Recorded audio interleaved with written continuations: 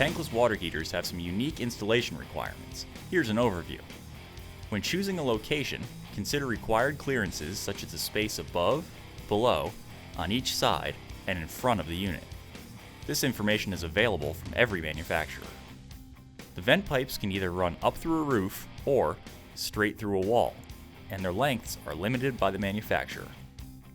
Other vent clearance requirements include vent distance to windows, doors, eaves, other vent pipes, and the exterior grade level, which can vary by local code. Tankless water heaters typically come with mounting hardware. In this case, we're using a bracket attached directly to studs.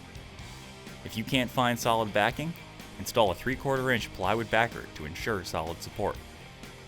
Some models are designed to function with a 1/2 inch gas line in certain conditions, but many units require a 3/4 inch gas line to meet the demand of tankless water heating, especially when being used in conjunction with other appliances.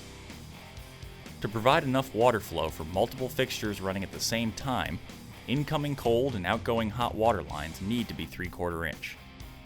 For power, gas-fed units only require a standard 120 volt electrical connection and can be plugged into a standard grounded outlet.